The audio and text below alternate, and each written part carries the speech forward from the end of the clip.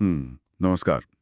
आज हम कुछ खास स्रोतों के जरिए कश्मीरी पंडित समुदाय के विस्थापन और उनकी जो दुखद कहानी है उसकी थोड़ी गहराई में उतर रहे हैं। हाँ। हमारे पास कुछ ऐतिहासिक विवरण हैं, कुछ दस्तावेज भी हैं जो इस संवेदनशील विषय पर रोशनी डालते हैं। मकसद देखिए सीधा है, इन स्रोतों से जो सबसे जरूरी बातें हैं उन्हें निकालकर इस मुश्किल मुद्दे की एक साफ तस्वीर पेश करने की कोशिश करना। तो चलिए समझते हैं। कहानी शुरू होती है कश्मीर घाटी के जो मूल निवासी थे, कश्मीरी पंडित, उनसे। जी। ये हिंदू ब्राह्मण समुदाय से हैं और सदियों से, मतलब कई पीढ़ियों से वहां रहते आए थे। लेकिन जैसा कि इन विवरणों से पता चलता है, 1980 के दशक के आखिर में माहौल बिगड़ने लगा। वजह कहीं थी? जैसे बढ़ता हुआ अलगाववाद था, पाकिस्तान से समर्थन पाए कुछ इस्लामी उग्रवादी समूहों का असर भी बढ़ रहा था जी। और फिर वो 1987 के चुनावों में धांधली के आरोप लगे। उसके बाद एक राजनीतिक अस्थिरता सी फैल गई। और यहीं पर एक अहम बात सामने आती है। देखिए, दस्तावेज ये दिखाते हैं कि कैसे इस राजनीतिक अस्थिरता ने उग्रवाद को क्या कहते हैं फलने फूलने का मौका दिया। खास तौर पर जो 1987 के चुनावों की विश्वसनीयता पर सवाल उठे ना, हाँ, उसने कहीं ना कहीं पूरी व्यवस्था को कमजोर किया और अलगाववादी ताकतों को एक तरह से हवा दे दी। 1989-90 आते आते तो हालात मतलब बेहद गंभीर हो चुके थे। हाँ, बिल्कुल। पढ़ने में आता है कि उग्रवादी गुटों ने, जैसे कि JKLF, जम्मू और कश्मीर लिबरेशन फ्रंट, और हिजबुल मुजाहिदीन, इन्होंने कश्मीरी पंडितों को खास तौर पर निशाना बनाना शुरू कर दिया था। उन्हें अक्सर मतलब भारत सरकार के प्रतिनिधि के तौर पर देखा जाता था। जी, एक सिंबोलिज्म था उसमें। हाँ, कई जाने माने पंडित जैसे राजनीतिक नेता टीकालाल टपलू और रिटायर्ड जज नीलकंठ गंजू, इनकी हत्या कर दी गई। बड़े नाम थे ये। हाँ, बड़े नाम। और जो बात वाकई सिहरण पैदा करती है वो है धमकियों का तरीका। मस्जिदों के लाउड स्पीकर से दीवारों पर चिपके पोस्टरों के जरिए एक नारा बार बार दोहराया गया, रालिब, गालिब या चालिब। जो 19 जनवरी 1990 की रात थी, वो खास तौर पर भयावह बताई जाती है। जी। जब श्रीनगर और आसपास के इलाकों में लोगों को घर छोड़ने के लिए मजबूर करने वाली आवाजें, नारे, ये सब गूंज रहे थे। उस रात ने डर को एकदम चरम पर पहुंचा दिया था। और इस दहशत भरे माहौल का नतीजा क्या हुआ? सीधा नतीजा था एक बहुत बड़ा विस्थापन। स्रोत बताते हैं कि 1990 की शुरुआत में ही, मतलब देखते ही देखते कुछ हफ्तों या शायद महीनों के भीतर ही, कश्मीरी पंडितों की एक बहुत बड़ी आबादी को अपना सब कुछ छोड़कर घाटी से भागना पड़ा। कितने लोग रहे होंगे अंदाजन?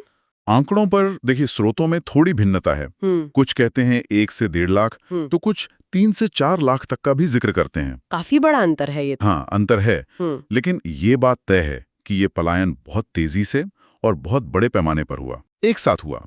उनमें रहने को मजबूर हुए। स्रोत बताते हैं कि वहां के हालात अक्सर बहुत ही दयनीय थे। तंग बस्तियां, साफ सफाई की कमी, पानी की कमी, रोजगार तो था ही नहीं। सब कुछ पीछे छूट गया था। हाँ, उनका घर, जमीन, नौकरी, सब कुछ। पर शायद जो सबसे बड़ा नुकसान था वो था अपनी संस्कृति और जड़ों से उखड़ जाना। जी। पूरी की पूरी पीढ़ियां फिर निर्वासन में पली बढ़ी। इसका जो मनोवैज्ञानिक असर है वो बहुत गहरा बताया जाता है। बिल्कुल।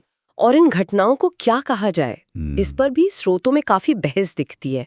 क्या ये नरसंहार था, मतलब जेनोसाइड, जी, या फिर जातीय सफाया, एथनिक क्लेंजिंग? हाँ, ये शब्द बहुत इस्तेमाल होते हैं। जी।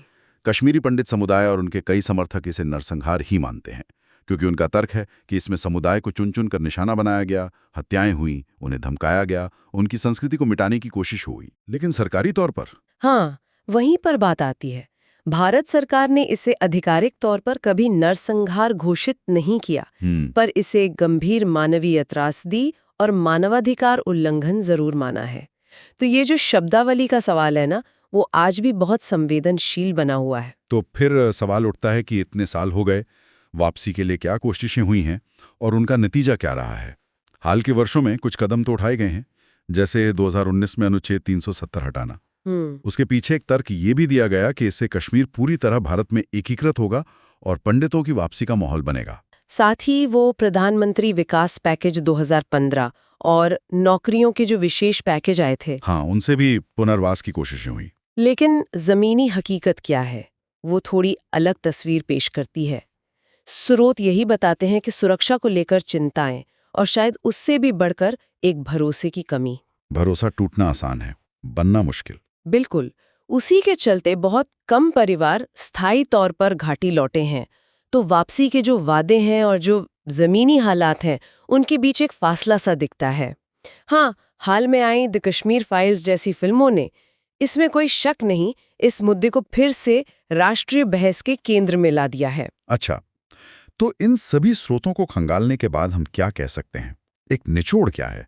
कश्मीरी पंडितों का विस्थापन यकीनन भारतीय इतिहास का एक बेहद दर्दनाक और शायद अब तक अनसुलझा अध्याय है। हाँ, अनसुलझा तो है। इसमें लक्षित हिंसा थी, धमकियां थी, धार्मिक उत्पीड़न था और नतीजा ये हुआ कि एक पूरा समुदाय अपनी जड़ों से उखड़ गया। ये सिर्फ आंकड़ों की बात नहीं है, ये एक गहरी इंसानी त्रासदी की कहानी है। बिल्कुल। ये जानकारी हमें इस मसले की जो जटिलता है, जो गहराई है, उसे समझने में मदद करती है। स्रोतों से ये साफ है कि ये मामला सिर्फ राजनीति या सुरक्षा तक ही सीमित नहीं है।